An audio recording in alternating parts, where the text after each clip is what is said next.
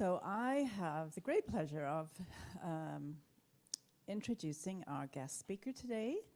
And you may or may not know, but we have another center over in Nanaimo called CSL Nanaimo. And Amanda Pope, my daughter, is the spiritual director of that center. So I am very happy to welcome her to White Rock.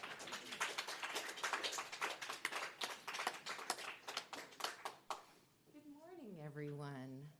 What a joy to be here with you all. It's always a little weird to be introduced by your mom, if I'm honest. I mean, I appreciated it all. But yes, we're actually not very far away. If it wasn't for that ocean, we'd be a really close center. We're kind of neighbors. So it is a joy to be here and to talk about this month's theme.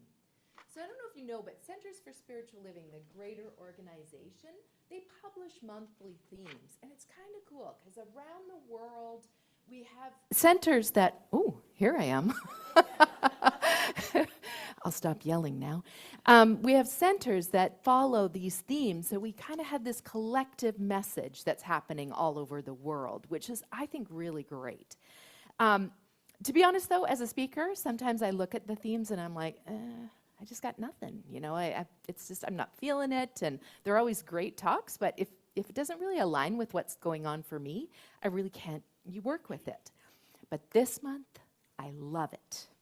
So giant gentleness is the theme for this month, and I know that Reverend Tamara introduced it last week, and I have been saying a lot that I just think the world needs a little more kindness and gentleness right now. Have you been thinking the same thing? Yeah. And by the way, if you haven't and you're like, no, I'm good and all is well, I'm not putting this on you at all. I don't want to plant this seed, but I've been feeling this heaviness, and I just want to take a journey through that to this idea of gentleness and why, in fact, maybe I'm wrong at saying the world needs more of it. So I'd love to go on this journey with you, and if you're willing, let's just close our eyes and take a breath together and just tap into that observer self, that part of you that observes the breath, that observes the thoughts, that observes your emotions. It's that still place inside that we experienced in that beautiful meditation earlier. I just want to invite that part of you, that essence of you, into the room right now. So just imagine that the room doubles in size and all of the chairs multiply into 2, and invite that essence of yourself back into this space. Because I really want to have a conversation with both of you today. So knowing that there's no time and space, we can just all settle in with that essence of who we are right beside us. Okay, so let's start there. Tamara, did you know it was that easy to double the attendance? So, gentleness. Have you had that experience of, are there parents in the space here? Have you ever had that experience with a 3-year-old? And maybe they missed their nap, or they got overstimulated at their preschool, and you make them lunch, and they have a peanut butter sandwich and some apple slices, and then accidentally the apple slices touch the peanut butter sandwich? Have you ever had that moment? And they lose their minds. Like they go ballistic. And it's in that moment that we see this reaction of like the world could have ended, and they have the same level of reaction. And then they go down, they have their nap, and for the first couple of minutes you might question your life choices when they're sleeping, And then they wake up and they are sweet and cuddly, and that pulls on your heartstrings, and they are happy and balanced, and all is forgotten. And isn't that interesting that they can go from the world is ending to everything is fine? And why? And it's because they're loved, they're held, they have what they need for their safety and their care, they're caring for themselves so they sleep, and they have somebody who's providing for their needs. So they wake up and it's all gone. So that idea, I think, if we can think now, somewhere later on, that 3-year-old gets older, and eventually they decide their own nap time, or worse still, they don't take any naps anymore, and they get tired and cranky. And at work, the proverbial peanut butter sandwich and the apple slices touch, and they lose their minds. But what happens often is that they don't go take a nap. They wake up the next morning, and they're still stewing about the apple slices and the peanut butter jam. So something happens to us along the way where we move from this place of feeling this huge emotion to completely letting it go to carrying things. And I think the way the world is right now, that we're kind of in a place where there's a lot of peanut butter sandwiches being touched by apple slices. And some of us haven't had a nap today, and our reactions are big. And I think that we see, part of the work I do is in mediation, and I am seeing that a lot. I'm seeing this really heightened angst and reaction to things, and that it sort of goes from 0 to 100 really fast. And then it can be hard to kind of come back from that. So I have a theory about this. So my theory is that the world is kind of angsty right now. There is a lot going on. And again, I don't want to put this on you. I'm feeling that there's a lot going on in the world. I have concerns. I have some uncertainty. I feel a lot of angstiness in the world. And I think what happens for me, and maybe other people out there, is that I want to pacify that angst. So what I do is I look outside in the world at all the things that are annoying me in that moment, and I want them to change immediately. So I stop feeling this angst. Can anyone relate? So I think if we just kind of imagine, think back to a recent, maybe you had a moment where there was, somebody cut you off in traffic, or you had a little disagreement with somebody, or a tough conversation. Just imagine back to that, and just with a little curiosity, do you think in there, maybe you or the other person, there was a moment of, one of us didn't get our nap today. One of us got a little overstimulated at preschool today, and perhaps our reaction out there was a little bit bigger than it needed to be. And I'm definitely not advocating that we just have to be passive and let everything go. But I think that if we can move to that place, now if we go back to the 3-year-old, the 3-year-old wakes up and is fine. They don't stew about the peanut butter jam from yesterday. They are all in the moment today, full happy, full sad, depending on where they are. They don't carry it with them. And why? Because they feel secure. They feel loved, they feel held, they have that sense of grace and ease in their life. So I think for us, if we can move into that place and recognize that the out theres are never going to quell the existential angst we feel, that what we have sitting right beside us is our essence. Now that is the place.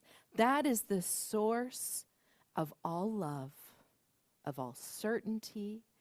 That is the space that holds us in this place of grace and ease. In that essence of who we are, which Liv talked about beautifully in her meditation, that it is connected. All of our essences in the chairs next to us are connected with the essence of the universe and each other. And it is the love and it is the heart that is connected. And so in that place, nothing needs to be fixed. The world doesn't need to be gentler because it is gentle. It is the source of love. It is the source of compassion. And it is within us. Well, right now it's beside us, but normally it's within us. And it is that place that we can tap into for the afternoon nap, for the big hug when we've just had enough and we didn't get our nap that day.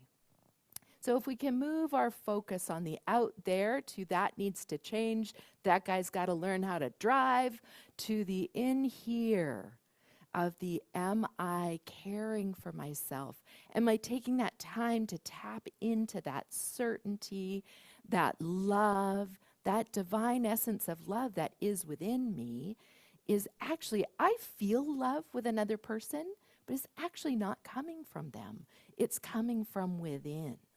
And it manifests through other people, or not, as I choose to not see it in people, but it's all an inside job. There is no other in that place of essence.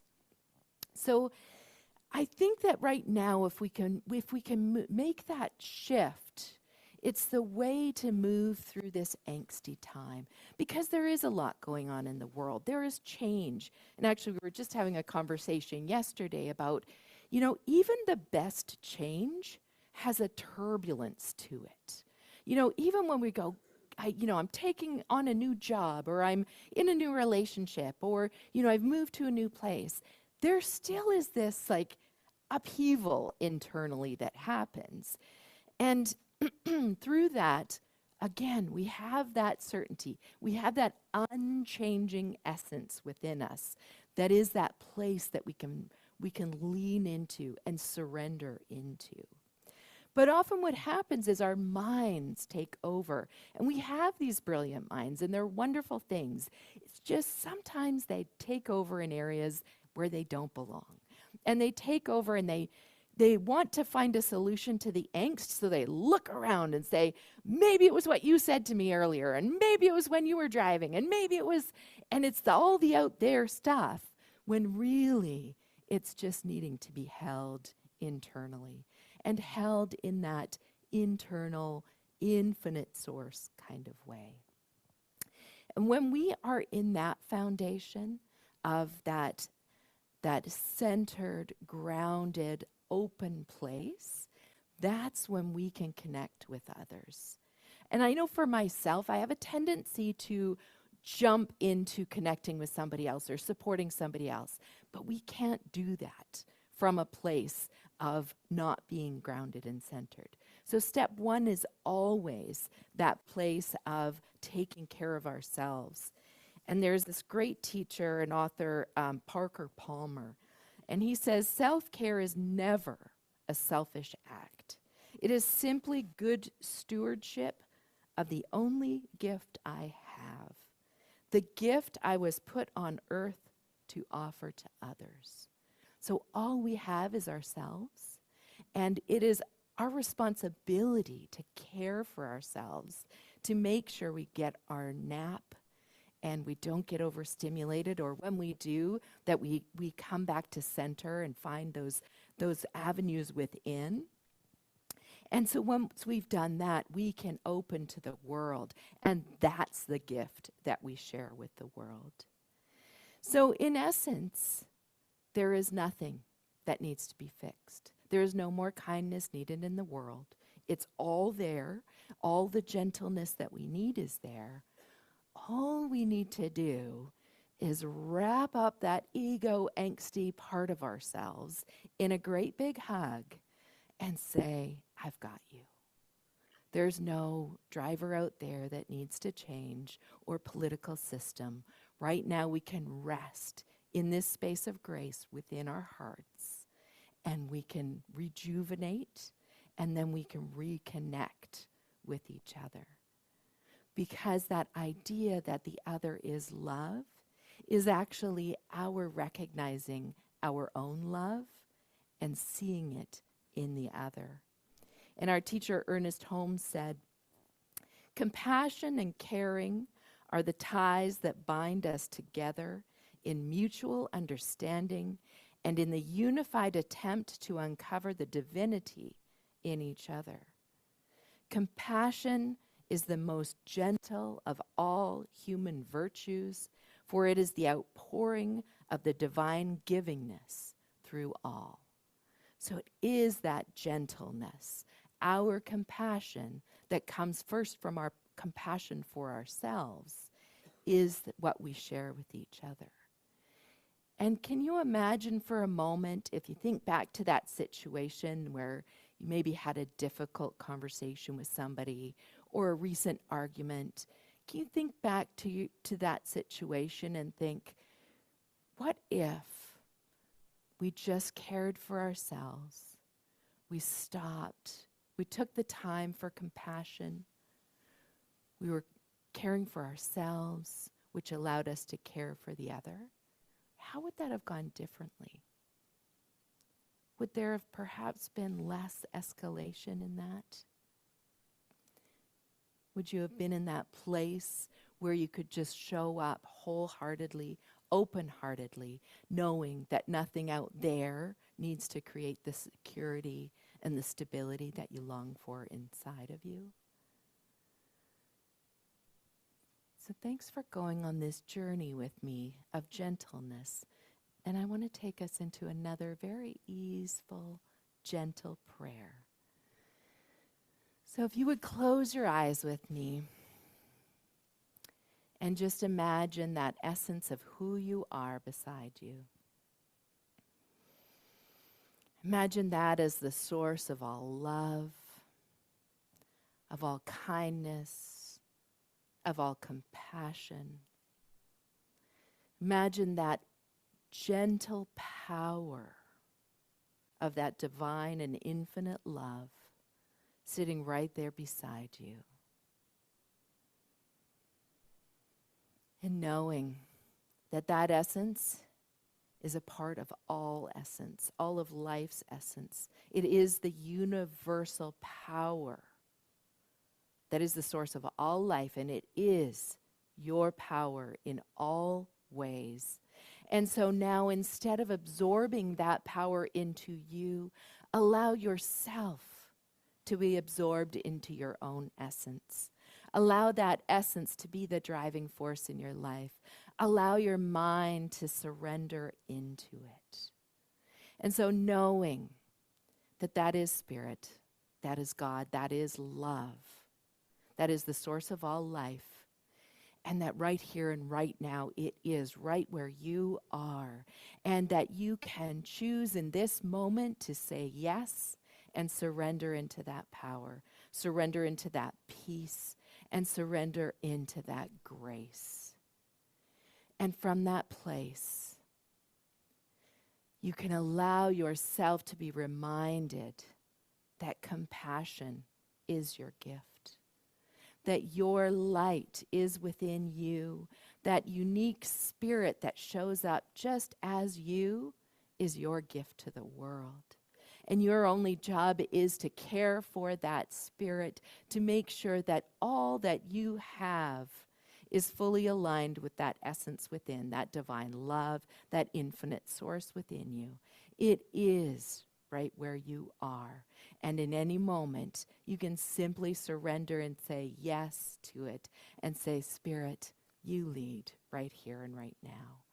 And so knowing that as we do this, we settle into that divine light that is our light to shine in the world, knowing that it opens us up to share our gifts that are uniquely ours to share in the world.